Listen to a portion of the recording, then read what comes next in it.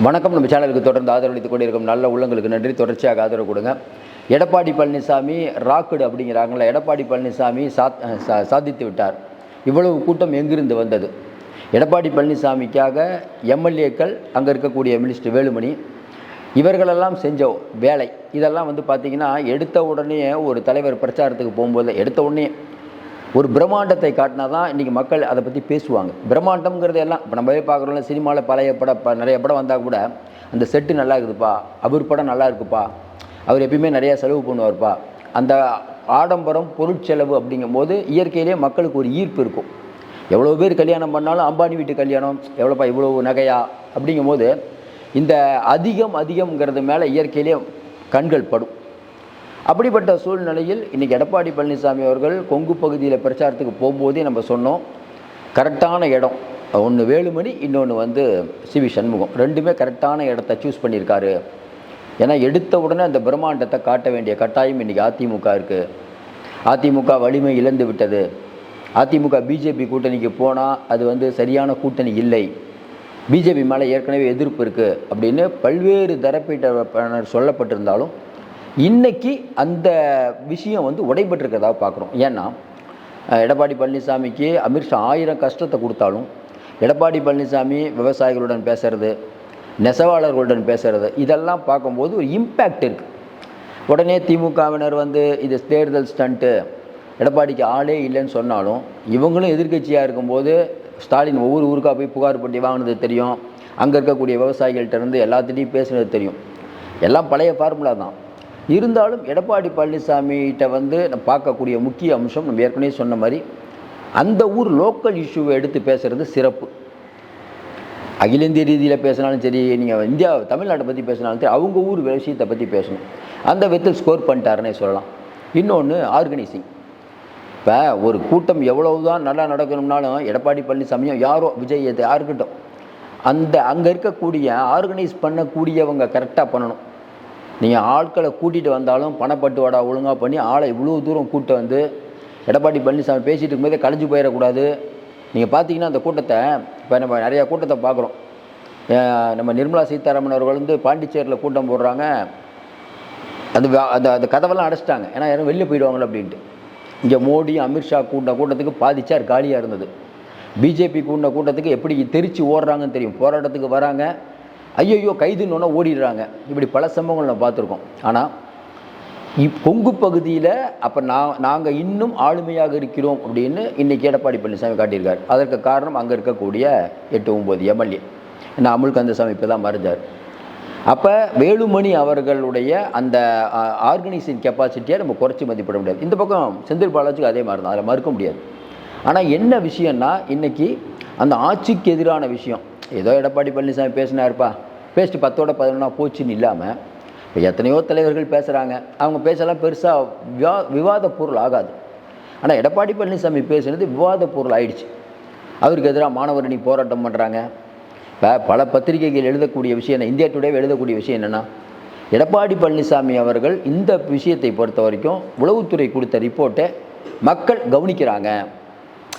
அதிமுக அதெல்லாம் ஒரு கட்சியே இல்லைப்பா, ஏன்னா நிறையா 4-5 பிரிஞ்சிருக்காங்கன்னு சொல்கிறவங்க மத்தியில் என்னப்பா இவ்வளோ கூட்டம் கூடுது, அவர் சொல்கிறது கரெக்டு தானப்பா, தாலிக்கு தங்கம் கொடுத்தாங்க, அதாவது ஆடு கோழி கொடுத்தாங்க, இவங்க என்ன கொடுத்தாங்க, நாங்கள் கேட்டதுனால தான், நாங்கள் சொன்னதுனால தான் 28 மாதம் கழித்து உங்களுக்கு உரிமை தொகை கொடுத்தாங்க, நாங்கள் ஆட்சிக்கு 1500 கொடுக்குறோம் அப்படின்னு திமுகவுக்கு இப்போ ஒரு நெருக்கடி.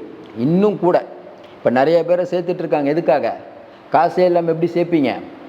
இதெல்லாம் அவர் கேட்கக்கூடிய கேள்விகள். இன்னொன்று இயற்கையிலேயே இப்போ தமிழ்நாட்டில் மின்கட்டண உயர்வாகட்டும், ஆண்டு ஒரு மாதத்துக்கு ஒரு தடவை ரீடிங் எடுக்கணும், நீங்கள் 2 மாதம் ரீடிங் எடுத்துகிட்ருக்கீங்க. அப்புறம் திடீர்னு உங்களுக்கு சிந்தனையில் ஒன்று தோணுது, வகுப்பறையை வடிவத்தில் ஆக்குறீங்க, ஆசிரியர்களே பற்றாக்குறை, இதில் வடிவத்தில் ஆக்குறேன், வடிவத்தில் ஆக்குறேன்னு அது ஒரு பிரச்சனை. தொடர்ந்து இந்த ஆட்சியில் இருக்கக்கூடிய, அதாவது முதலமைச்சர் ரோட் ஷோ கிட் ஷோ எது போனாலுமே சரி, இந்த ஆட்சியில் அதிகாரிகள் அப்படிங்கிறவங்க ரொம்ப ஆட்டம் போடுறாங்க அப்படிங்கிற ஒரு எண்ணம் வந்துடுது. திமுகவுக்கு ஒரு பதற்றம் வந்துருச்சு. திமுகவோ உதயநிதி ஸ்டாலினோ சொன்னால் நம்ப மாட்டாங்கன்னு தெரிஞ்சு தான் இன்றைக்கி ஐஏஎஸ் அதிகாரிகளை விட்டு சொல்ல வைக்கிறார். அதையும் எடப்பாடி பழனிசாமி குறிப்பிடுறார். அது இன்னொன்றுங்க, எப்பயுமே ஒரு அரசியல் கட்சி தலைவர் வந்து காலையில் அறிவிக்கிறாரு ஐஏஎஸ் பிரச்சனையை, அந்த 4 பேரை போடுறாரு, உடனே அன்றைக்கி மத்தியானமே ரியாக்ஷன் இபிஎஸ். அது ஏன் பிரச்சனை, ஐஏஎஸ் அதிகாரிகளை ஏன் முன்னிறுத்துறாங்க, நான் ஏற்கனவே சொல்கிறேன்னு அதிகாரிகள் தான் ஆட்சி பண்ணுறாங்கன்னு கரெக்டாக நடந்து போச்சு பாருங்கள். அதுக்கப்புறம் ஏற்கனவே உயர்நீதிமன்றம் உச்சநீதிமன்றம் இவங்களை கண்டிக்கிற விதம், இதையெல்லாம் நல்லா மெட்டீரியல் பண்ணிட்டாருன்னு சொல்லலாம். அதிமுக அப்படிங்கிறது ஒரு வலிமையான கட்சி அப்படிங்கிறது ஓப்பனிங் நல்லா இருக்குது, எண்டிங் எப்படி இருக்குதுன்னு தெரியல. ஓப்பனிங் சூப்பராக இருக்குது, சிலது ஓப்பனிங் நல்லா இருக்கும், எண்டிங் நல்லா இருக்காது, ஓப்பனிங் சூப்பராகுது. இப்போ அடுத்த கட்டமாக எடப்பாடி பழனிசாமி அவர்கள் வந்து பிரதமரை வந்து பார்க்குறதுக்காக அந்த கொஞ்சம் பயணத்தை கொஞ்சம் ஒத்தி வச்சுருக்கார். பிரதமரை பார்க்க போகிறார் பொழுது பிரதமரை பார்க்கும்போது நிறைய விஷயங்கள் செய்யலாம். ஏற்கனவே நம்ம சொன்ன மாதிரி எடப்பாடி பழனிசாமி பிரதமரை சந்திக்கும் போது பல விஷயங்கள் பேசலாம். எடப்பாடி பழனிசாமி தான் முதல்வர் வேட்பாளர், எடப்பாடி பழனிசாமி அதிமுக ஆட்சி அமையும் அப்படின்னு அமித்ஷா நம்ம மோடி சொல்லணும் அப்படின்னு எடப்பாடி விருப்பப்படுறார். ஏற்கனவே எடப்பாடி பழனிசாமியுடைய பிரச்சார திட்டத்தில் அதுதான் அந்த டைம் ஃபுல்லாக ஃப்ரீயாக வச்சுருக்காங்களாம். நடுவில் ஒரு ஃபேஸுக்கும் இன்னொரு ஃபேஸுக்கும் கேப் போடுறதே மோடி அவர்களை சந்திக்கணும். ஏன்னா இன்னும் வந்து பிரைம் மினிஸ்டர் ஆஃபீஸில் எங்கன்னு இன்னும் முடிவாகலை, எங்கே இருந்தாலும் சந்திக்க போகிறாங்க நிச்சயம். பிரதமர் மோடியை சந்தித்து, ஏன்னா இன்றைக்கி தமிழ்நாட்டில் வந்து நிறைய பேர் சொல்லிட்டு இருக்காங்களே கடைசி நேரத்தில் வந்து பிஜேபியை வந்து அதிமுக கை விட்டுருன்னு. நம்ம தொடர்ந்து சொல்லிட்டு இருக்கோம், கைவிட வாய்ப்பே இல்லைங்க. எடப்பாடி பழனிசாமி பண்ண மாட்டார், அதெல்லாம் பிஜேபி விடாதுங்க. பிஜேபியை ஏன் கூட வச்சுருக்காரு? இந்த பக்கம் பார்த்தீங்கன்னா விஜய் வந்து 2.5 வருஷம் சிஎம்ங்கிறாரு, 70-80 சீட்டுங்கிறாரு, அதிமுக உடன்பாடு இல்லாது. அப்போ என்ன பண்ணலாம்? யாருமே இல்லாமல் தனியாக நிற்க முடியுமா? அப்போ பிஜேபியோட கூட்டணி வச்சா என்ன நன்மை? பாட்டாளி மக்கள் கட்சியை கரெக்டாக கொண்டு வந்துடும். யாருக்கு சின்னம் கொடுக்கணுமோ, யாருக்கு சின்னம் கொடுக்குறாங்களோ அவங்கள கூப்பிட்டு வரும், தேமுதிகவை கூப்பிட்டு வரும். இன்னொன்று மற்றபடி பார்த்தீங்கன்னா பணத்தை வந்து இறக்கும், அதிகாரம் கையில் இருக்குது. திமுக நம்மளை அதிகாரத்தில் ஏதாவது நினச்சாங்கன்னா உள்ளடி வேலை பார்த்தாங்கன்னா தேர்தல் ஆணையமே நம்ம கூட இருக்குது. இவ்வளோ விஷயங்கள் இருக்குது. அப்போ இவ்வளோ விஷயங்கள் நமக்கு ஃபேவராக இருக்கும்போது, அதுவும் குறிப்பாக இது சட்டமன்ற தேர்தல், நாடாளுமன்ற தேர்தல் இல்லை, நம்ம சிஎம் ஆகணும். நம்ம சிஎம் ஆனால் தான் அடுத்து நான் சில விஷயங்களை பண்ண முடியும். இந்த தேர்தலை தோற்று போனால் வீட்டுக்கு அனுப்பிடுவாங்க. அப்போ வந்து விஜயோட கூட்டணி, விஜயும் கேட்குறாரு அவரோட கூட்டணி வைக்காமல் அதிமுக பிஜேபியோட கூட்டணி வச்சு வரலாற்று பிழை பண்ணி விட்டது. சொல்கிறது யார்? திருமாவளவன். சொல்கிறது யார்? திமுக. சரிங்க, நீங்களும் பண்டார பரதேசி, நீங்கள் கூட்டணி வச்சது எதற்காக? ஜெயலலிதாமா அடி தாங்களும் தான் கூட்டணி வச்சிங்க.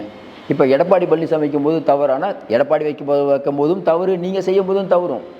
ஆனால் உங்கள் நிலைமையில் யோசனை பார்த்தா இப்போ பொதுமக்கள் மத்தியில் நம்ம நிலைமையில் பார்த்தா தப்பு. எடப்பாடி பழனிசாமி நிலைமையில், திமுக நிலைமையில், வாஜ்பாய் ஆட்சியில் மட்டும் போலேன்னா திமுக உண்டிலன்னு பண்ணியிருப்பாங்க ஜெயலலிதாமா. முரசொலி மாறன் அங்கே இவங்க டிஆர் பாலெல்லாம் அமைச்சராக இருக்கும்போதே ஓட விட்டாங்க. அமைச்சர் இல்லைன்னா அன்றைக்கி கலைஞரை உள்ளே தூக்கி வச்ச மாதிரி இன்னும் 10 பேரை தூக்கி உள்ளே வச்சுருந்தா என்ன ஆகும்? திமுக. அப்போ திமுகவோட கூட்டணி போட்டு எதுக்காக? மதிமுக வைகோ இவ்வளவுக்கு பேசுகிறாரு, ஏன் வந்து வாஜ்பாய் கூட்டணியில் அங்கம் வகிச்சார் சொல்லுங்கள்? நடைப்பயணம் போய் திமுக வைத்தவர் தானே, ஏன் திமுகவில் போய் இன்றைக்கி திமுக போய் ஸ்டாலினை முதல்வராக்கிய தீர்வுன்னு ஏன் பாடுபடுறாரு? கடந்த காலத்தில் பேசிய விஷயம்லாம் பார்த்தா யாருமே இன்றைக்கி அரசியலே பண்ண முடியாது. உண்டா இல்லையா? இப்போ எடப்பாடி பழனிசாமி மட்டும் எப்படி நீங்கள் குறை சொல்வீங்க? கொஞ்சம் யோசனை பாருங்கள். நடைப்பயணம் போய் குடும்ப ஆட்சி தான் எழுத்தாருங்க, ஸ்டாலின் எழுத்து தானே வெளில வந்தார். நடைப்பயணம் போனாரா இல்லையா? அப்புறம் எதுக்கு போகிறாரு கூட? எல்லாம் அரசியல் தானே. பிஜேபி கொள்கை எதிரி, நான் பிஜேபியோட போக மாட்டேன்னு திரும்ப சொல்கிறாரு. ஃபஸ்ட்டு காட்டு பண்ணார் கோயிலில் அவர் ஜெயிச்சதை பிஜேபி கூட்டணியில் தான், மறக்க முடியுமா? அப்போ பிஜேபி நல்லா இருந்தது, இப்போ தப்பா? அப்போ நீங்கள் வளரணும்னா பிஜேபி கட்சியோடு சேர்ந்து எம்எல்ஏ ஆயிடுவீங்க. அதுக்கப்புறம் வளர்ந்ததுக்கப்புறம் பிஜேபி வேணாம்பீங்க. என்ன நியாயம் இது? வந்து சரியே இல்லாத வாதம். இதில் பொறுத்த வரைக்கும் நம்ம சீமானையும் விஜயும் பாராட்டலாம், பரவாயில்ல. 2 பேரும் யார் கூட்டணி இல்லை, அவ்வளோதான். அதை வந்து என்ன வந்து இழப்பு ஏற்பட்டாலும் பரவாயில்ல, அது சரியாக தப்பான்னு காலம்தான் முடிவு செய்ய வேண்டும். அப்படி செய்வது தவறுன்னு நம்ம நினைக்கிறோம். எல்லோரும் ஒரு விஷயம் போகும்போது நீங்களும் அந்த விஷயத்தில் உள்ளே போயிடணும். எல்லோரும் அயோக்கியனாக இருக்கும்போது நான் மட்டும் நியாயவாயனாக இருக்கேன்னு சண்டை போட்டிங்கன்னா இது கலிகாலங்கிறாங்கல்ல, அதெல்லாம் ஜெயிக்கிறது ரொம்ப கஷ்டம். அப்போ எடப்பாடி பழனிசாமி ரொம்ப தீர்க்கமாக ஒரு முடிவு பண்ணிருக்காரு. பிஜேபி அடிக்கணும், திமுகவை அடிக்கணும். என்ன பண்ணலாம்? பிஜேபியோட கூட்டணி சேர்ந்தாச்சு. இன்னும் நல்லா யோசனை பாருங்கள். இன்றைக்கி வந்து இந்த கோயம்புத்தூரில் சுற்றுப்பயணத்தில் பிஜேபிக்காரரும் திரளாக வந்திருக்காங்க. ஒரு பிரச்சனை இல்லை. இந்த கூட்டம் கிளஞ்சது ஏதாவது ஒன்று இருக்கா? அப்போ அந்த ஆர்கனைசிங் கெப்பாசிட்டி எதுக்குன்னா மக்களை வந்து கரெக்டாக கொண்டு வந்து ஓட்டு போட வைக்கிறதுக்கு இந்த ஆர்கனைசிங் கெப்பாசிட்டி, பூத் கமிட்டி எல்லாம் உபயோகப்படும். அந்த விதத்தில் அதிமுக ஜெயித்து விட்டது. நாங்கள் இன்றைக்கி கிங்கு தான் சொல்லிட்டாங்க. இது அடுத்தடுத்து எப்படி போகுதுன்னு தெரியல. ஏன்னா தென் மாவட்டம் இருக்குது, அதெல்லாம் சவாலாக இருக்கும். நம்மை பொறுத்தவரையில் இப்போ விசாரித்த வரைக்கும் தென் மாவட்டமும் சவாலாக இருக்காது அப்படிங்கிறாங்க. ஏற்கனவே ஓபிஎஸ் ஊரில் போய் ஓபிஎஸ்க்கு எதிராக பெரிய அளவுக்கு கூட்டத்தை போட்டு வந்தவர் தான் எடப்பாடி.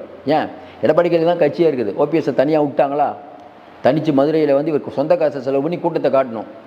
கூட்டத்தை காட்டினாலும் இன்றைக்கி பிஜேபி தேவையில் தான் இவர் இருக்க முடியும். ஏன்னா ஏடிஎம்கேல சேர்த்துக்க மாட்டேங்கிறாங்க. இப்போ எடப்பாடி பழனிசாமி தொடர்ந்து ஜெயித்து கொண்டு இருக்கிறார் நம்ம சொல்கிறோம்ல, அவர் முதலமைச்சர் ஆவாரே இல்லையான்னு சொல்ல முடியாது. இன்றைக்கி இருக்கக்கூடிய சூழ்நிலை யார் முதலமைச்சர்னு உடனடியாக சொல்ல முடியாதுங்க. இன்னும் 8 மாதம் இருக்குது.